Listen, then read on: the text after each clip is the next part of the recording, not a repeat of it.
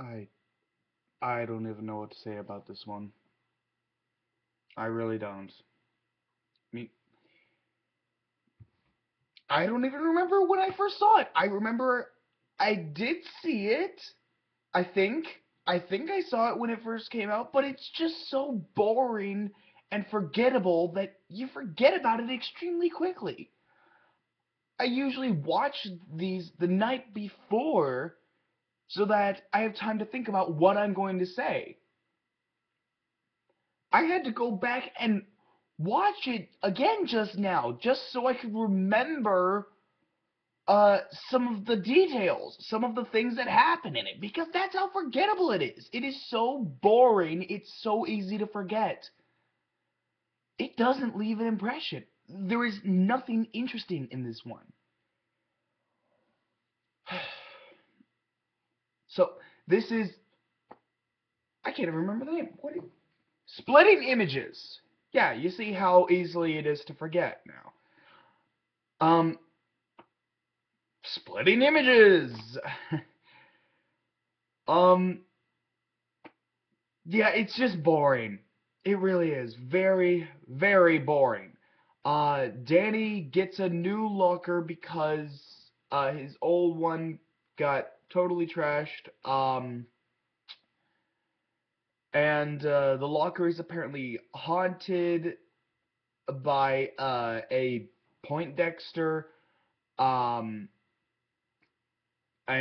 who used to get bullied all the time back in like the 50s, and his ghost haunts the locker to this day, or some crazy some crazy stuff like that. And Danny starts using his powers to pull a few pranks here and there to get back at the bullies for all the times that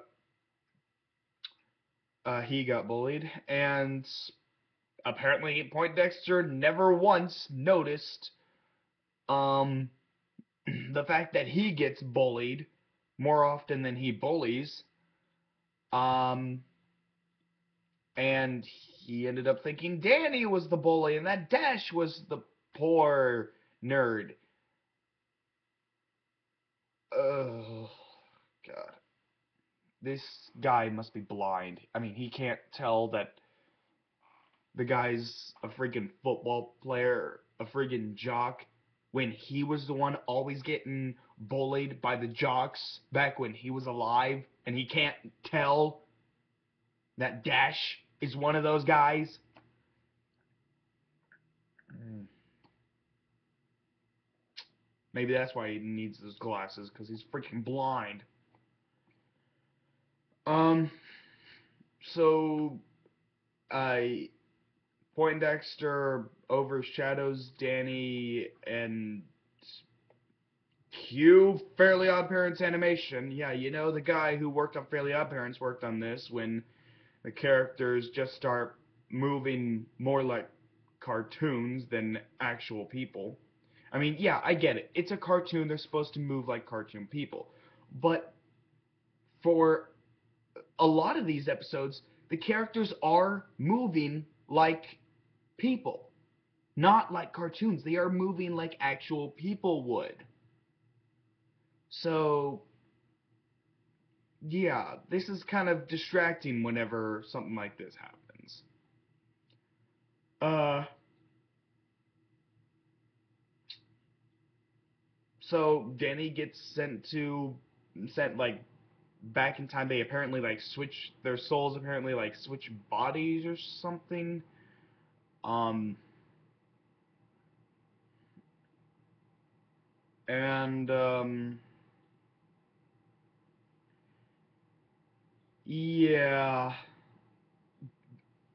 Sam and Tucker end up finding out, and they help Danny defeat Poindexter, and then he promises them that he's never going to uh, pull pranks again using his ghostly powers.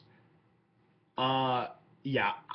Just because this episode is so boring and so forgettable, I need something like this to remember. Okay, so remember that part because I'm going to keep a counter of how many times he pulls pranks using his ghostly powers in this series because he does it all the time and they are usually hilarious.